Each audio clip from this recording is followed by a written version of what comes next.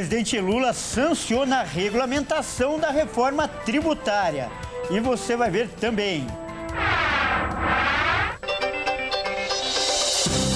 Alexandre de Moraes nega a devolução de passaporte de Bolsonaro e ex-presidente não poderá ir à posse de Donald Trump nos Estados Unidos. Câmera em carro de aplicativo mostra motorista sendo ameaçado por traficantes após pegar caminho errado no Rio de Janeiro. Abre aqui, moça. Abre aqui, A moça tá dentro do carro. Balneário Camboriú decreta emergência após temporal. E ainda, Israel afirma que Hamas tentou mudar acordo e ameaça não aceitar cessar fogo em Gaza. Tudo isso você confere a partir de agora no Jornal das 18h30.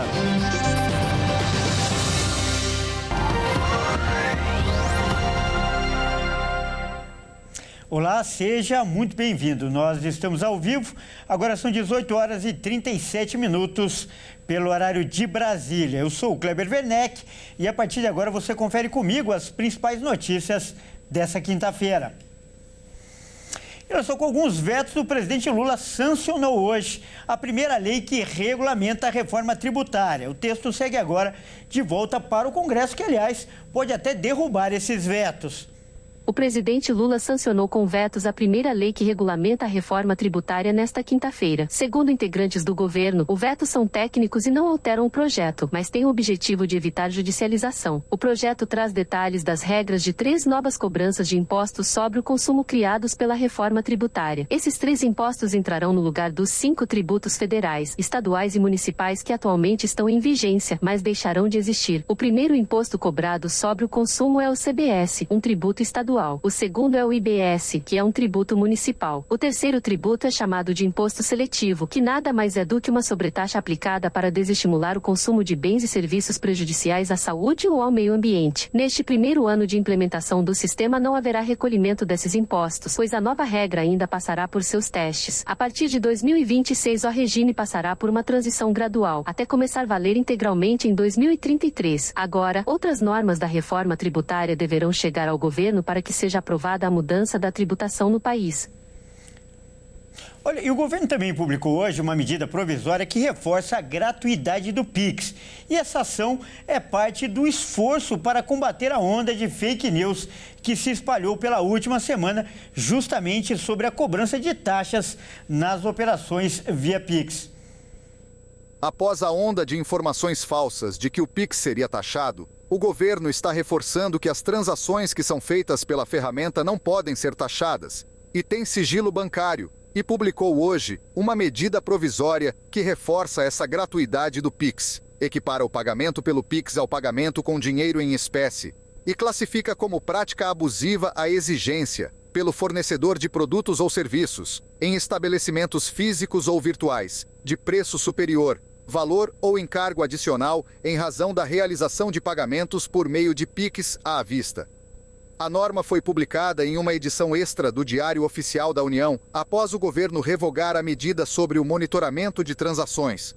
A edição da MP foi divulgada na quarta-feira pelo ministro da Fazenda, Fernando Haddad, durante o anúncio de recuo da fiscalização de transações do Pix que somassem R$ 5.000 por mês. E o ministro do Supremo Tribunal Federal, Alexandre de Moraes, negou a devolução do passaporte ao ex-presidente Jair Bolsonaro. O ex-presidente pretendia ir à posse de Donald Trump nos Estados Unidos. Moraes não atendeu à solicitação de devolução do passaporte do ex-presidente Jair Bolsonaro para que ele pudesse ir aos Estados Unidos. A defesa solicitou o documento para que Bolsonaro fosse participar da posse do presidente eleito Donald Trump. Essa foi a 4ª vez que o Supremo negou a restituição do documento. Segundo a avaliação, Bolsonaro não apresentou o convite formal para a posse de Trump. A decisão reforça que, desde que o passaporte foi retido, não houve alteração que justificasse a suspensão da medida, e diz ainda que Bolsonaro continua dando indícios de que pode tentar fugir do país. Moraes cita ainda que, logo após o indiciamento, Bolsonaro cogitou, em entrevista a um jornal, fugir e pedir asilo político em outro país para evitar uma eventual responsabilização no Brasil. O passaporte foi apreendido pela Polícia Federal em fevereiro do ano passado por conta do avanço das investigações sobre uma suposta tentativa de golpe de Estado. O caso está sob análise da Procuradoria-Geral da República, que também se manifestou contra a devolução do documento. E a Corregedoria da Polícia Militar de São Paulo informou hoje que um PM foi quem matou o empresário delator do PCC no aeroporto de Guarulhos. E uma grande ação foi realizada para prender ele e outros 14 policiais que estariam envolvidos no crime. Entre os alvos da operação, foi preso um PM identificado como o autor dos disparos que mataram Vinícius Gritzbach, delator executado em novembro passado na saída do Aeroporto Internacional de São Paulo, em Guarulhos, na Grande São Paulo. O suspeito é um cabo da ativa da PM. Em delação premiada feita com o Ministério Público de São Paulo, o empresário do ramo imobiliário, acusado de envolvimento em esquemas de lavagem de dinheiro e em um duplo homicídio, entregou o nome de pessoas ligadas ao PCC e acusou policiais de corrupção e de fazerem lavagem de dinheiro para a facção criminosa batizada de Prodotes. A operação também tem como objetivo cumprir 7 mandados de busca e apreensão em endereços na capital paulista e na Grande São Paulo. A investigação da Corregedoria que levou à prisão do suspeito de matar Vinícius Gritzbach começou antes do crime no aeroporto. Uma denúncia anônima recebida em março do ano passado apontava possíveis vazamentos de informações sigilosas que favoreciam criminosos ligados à facção. O objetivo era evitar prisões e prejuízos financeiros do grupo criminoso. A apuração inicial evoluiu para um inquérito policial militar instaurado em outubro. Segundo a Corregedoria, informações estratégicas eram vazadas por policiais militares da Ativa e da Reserva. Um dos beneficiados era Gritzbach, que usava PMs em sua escolta privada, caracterizando a integração de agentes à organização criminosa. Câmeras de segurança do aeroporto gravaram o assassinato de Gritzbach, cometido por homens encapuzados usando fuzis que fugiram em seguida. Um motorista por aplicativo que estava ali no local acabou sendo atingido por um dos disparos e também morreu. 2 suspeitos de participarem da execução foram presos dias depois por uma força-tarefa criada pelo governo paulista para investigar o caso. Olha, e no Rio de Janeiro, uma câmera instalada em um carro de aplicativo fez imagens de um motorista sendo abordado por traficantes em uma comunidade, isso após ele errar o caminho. O detalhe é que o homem chega a pedir perdão aos criminosos para não morrer. Quem vai contar os detalhes dessa história é o repórter Anderson Nascimento. O episódio aconteceu nas proximidades da estação de trem de Cordovil, na zona norte do Rio de Janeiro. Antes de ser interceptado pelos criminosos, o condutor seguia pela rua Lírio Maurício da Fonseca, nas proximidades da estação de trem, até que se deparou com uma trincheira escavada no asfalto, formando uma espécie de barricada. O motorista então realizou uma manobra e entrou na estrada do Porto Velho, que mais à frente dá acesso à Avenida Brasil. Entretanto, no meio do caminho, ele foi rendido por 2 bandidos armados com fuzis na esquina da rua Canto do Buriti. Toda a abordagem foi gravada pelas câmeras de segurança instaladas no carro. Abaixa o vidro, moço. Abaixa o vidro, moço.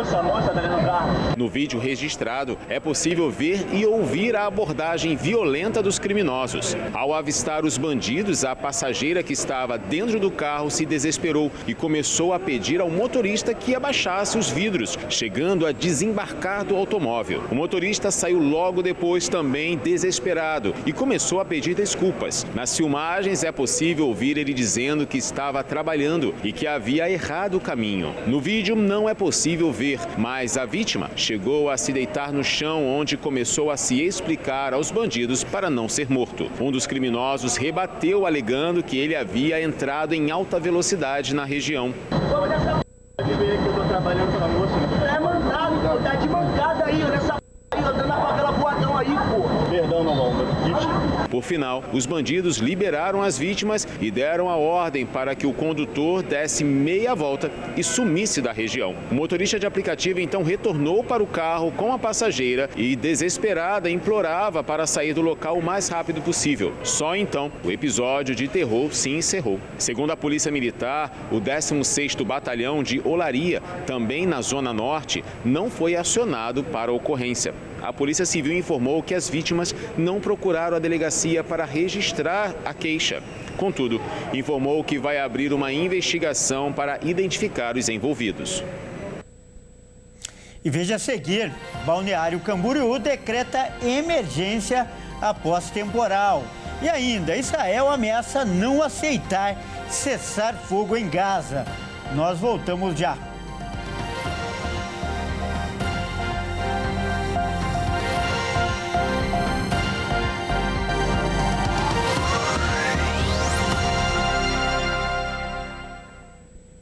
Mais uma vez, seja muito bem-vindo. Nós estamos de volta e ao vivo. São 18 horas e 49 minutos pelo horário de Brasília. E olha só, cidades do litoral de Santa Catarina decretaram estado de emergência, após o temporal desta quinta-feira. Vamos ver. As fortes chuvas que atingiram várias cidades do litoral catarinense nesta quinta-feira deixaram ruas alagadas e moradores desabrigados. As cidades de Balneário Camboriú, Itajaí e OS municípios próximos, que são destinos turísticos na região, decretaram estado de emergência. Não há informações sobre feridos, mortos ou desaparecidos. Um dos pontos críticos para a mobilidade da região, a BR-101, registrou uma cascata na região do túnel do Morro do Boi, em Balneário Camboriú. Já no acesso à cidade, a marginal da rodovia ficou alagada e carros foram flagrados submersos. Em Camboriú, uma mulher grávida deu à luz dentro de uma casa ilhada por conta da forte chuva. O parto foi realizado às pressas por um funcionário da Defesa Civil. Em Itapema, crianças precisaram ser retiradas às pressas de uma creche inundada. Ninguém se feriu e todos os alunos foram mantidos em local seguro. Na capital Florianópolis, os estragos começaram a ser sentidos no início da tarde e resultam em vias interditadas, acidentes de trânsito e linhas de ônibus suspensas. A Defesa Civil de Santa Catarina discute medidas preventivas, como a evacuação de áreas de risco. E mais de 10 mil viagens foram realizadas no primeiro dia do serviço de mototáxi em São Paulo. O aplicativo de Transportes 99 contabilizou 10 mil corridas de moto com passageiros no seu primeiro dia de funcionamento na cidade de São Paulo. De acordo com o app, a maior parte das viagens foi na zona sul da capital, principalmente no bairro do Capão Redondo, com um tempo médio de 13 minutos e com um valor aproximado de R$10 por corrida. Ontem, a Justiça negou o pedido de liminar para o serviço de mototáxi funcionar na cidade. Na decisão, o juiz Josué Vilela Pimentel afirmou que existe o risco do número de acidentes aumentar. Mesmo assim, a 99 continua oferecendo as viagens de moto no aplicativo. A alegação da empresa é que o juiz não analisou o mérito da questão e que está amparada em uma lei federal. A 99 também alega que menos de 1% das viagens registradas têm acidentes. O serviço de mototáxi está presente em 3.300 cidades no país, mas o Sindimoto, que é o sindicato que representa os motociclistas no estado de São Paulo, também se posicionou contrário ao serviço, alegando que a empresa não oferece suporte aos profissionais, como, por exemplo, cursos de capacitação. Olha, e um dia após o anúncio do cessar-fogo, a tensão continua em Gaza. O primeiro-ministro israelense Benjamin Netanyahu acusou o grupo Hamas de mudar de última hora os termos do acordo. O governo israelense afirmou que enquanto o grupo palestino não recuar das mudanças do contrato, o chefe de Estado de Israel não vai reunir seu gabinete para aceitar o cessar-fogo. A reunião estava prevista para acontecer hoje. Na teoria, o cessar-fogo começaria no domingo, mas, com a declaração do primeiro-ministro, ainda não se sabe exatamente a data ou se o acordo será feito. Ele não exemplificou quais foram as ressalvas que o grupo palestino disse que não está de acordo do lado do Hamas. Eles negam as acusações e disseram que não recuaram do acordo e que vão respeitar todos os termos que foram firmados. Com esse impasse burocrático, a população é quem sofre. Desde ontem, quando a notícia foi divulgada, a faixa de Gaza registrou mais de 70 mortes. De acordo com a Defesa Civil de Gaza, 77 pessoas morreram por conta de ataques aéreos e 188 ficaram feridas. Entre as vítimas estão 24 mulheres e 19 crianças. Bom, agora é hora da gente falar de esportes aqui no Jornal das 18h30. E quem traz as informações é o Pedro Veraldi. Boa noite, Pedro. Hoje foi um dia movimentado no mercado da bola, Pedro? Foi sim, Kleber. E só foram jogadores muito grandes. Do melhor jogador da geração até o último melhor jogador da América, né, o Luiz Henrique. Vamos conferir todos os nomes que estão nas transferências de hoje. O principal jogador do Botafogo na última temporada tem sido vinculado a diversos times. O time carioca está disposto a negociar o jogador. O clube da vez é o Zenit da Rússia. A negociação está na casa dos 25 milhões de euros, o que equivale a 150 milhões de reais. Em compensação, o futebol brasileiro quer tirar um jogador do Zenit. O Palmeiras tem interesse no meio-armador Claudinho. O jogador está no futebol russo desde 2021 e já declarou que tem vontade de voltar ao futebol brasileiro. Ano passado, o Flamengo se interessou pelo atleta e ofereceu 15 milhões de euros. Os russos pediram 20 milhões e a negociação não foi concluída. Ainda não foram divulgados os valores da negociação com o Palmeiras. Outro jogador que está mudando de ares é o Neymar. O atacante está no final de seu contrato no futebol árabe e, muito provavelmente, nem vai ser inscrito no Campeonato da Arábia. Os principais interessados pelo jogador são dois times da Liga Americana, o Inter Miami do Lionel Messi e do Luis Suárez e o Chicago Fire. E Pedro, hoje tem time grande entrando em campo pela primeira vez na temporada? Tem sim, Kleber, e temos 2 jogos de primeira divisão do Brasileirão. Daqui a pouquinho, às 7h30, o Corinthians, que é o maior campeão do Paulistão, estreia no campeonato contra o Red Bull Bragantino. Mais tarde, às 9h30, o Santos, que foi finalista no passado, começa a temporada contra o Mirassol, que vai ter um ano histórico. Isso porque, pela primeira vez, o time do interior vai disputar a primeira divisão do futebol nacional.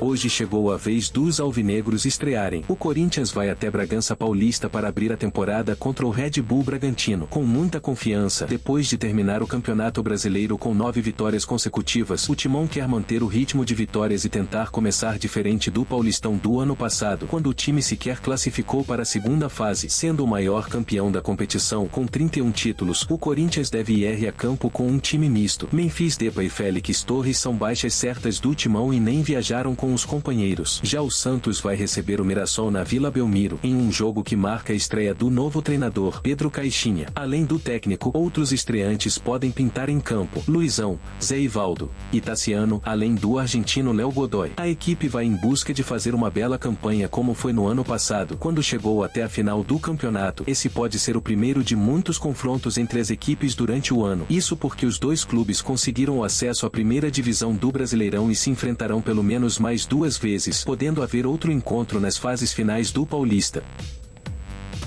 E vale lembrar, Kleber, que o São Paulo só estreia na próxima segunda-feira, no dia 20. Isso porque o time está em um torneio de pré-temporada nos Estados Unidos. Bom, por hoje é só. Uma boa noite para você, uma boa noite para todos que nos assistem. Até amanhã. Muito obrigado pelas informações e até amanhã, Pedro. Bom, é isso aí, o Jornal das 18h30 fica por aqui. Eu agradeço demais a sua companhia. Ótima noite e até amanhã.